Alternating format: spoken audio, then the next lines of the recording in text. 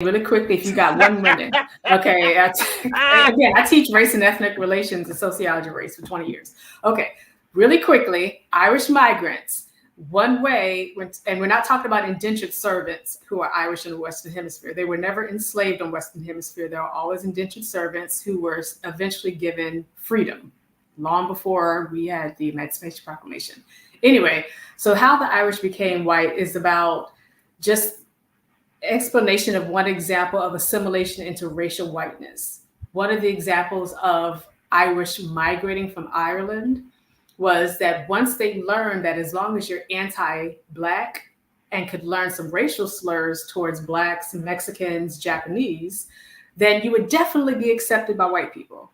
So that was a practice that Irish started. We're talking about white Irish. We're not talking about Black Irish, people who oftentimes were forced there due to transatlantic slavery. We're talking about white Irish who migrated here, would get off the ships from their migration, and they would say, oh, okay, I see and they would call us all types of racial slurs to convey that they are superior and they want to be accepted into the Anglo-Saxon, which doesn't really exist as a category, but that was the Protestant whiteness that was in the United States of America.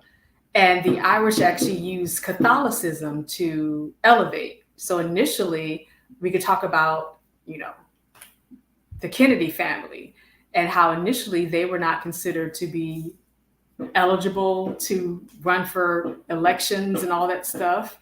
And what they did is they used Catholicism as a place to develop their own knowledge and resources and skills. So that's another thing we talk about, cultural development. That can include forms of spiritualities and religions. When people ostracize you, they have xenophobic tendencies towards you because you're Catholic and they don't consider Catholicism a form of Christianity. So therefore you use Catholicism as a way to take time together to say, how are we going to develop ourselves economically and in the political realm? So that's what the Kennedy family did as well. So those are some of the things that you'll get from that. So that's how the Irish became white. Those are examples, but conveying anti-Blackness is very common. Even people indigenous to Western Hemisphere, there are particular tribes that are indigenous to Western Hemisphere who conveyed anti-African, anti-Blackness to become considered white enough.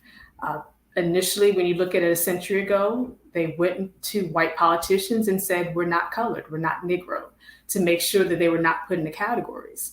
And so that's something when you look at interracial dating, interracial marriage being very prevalent among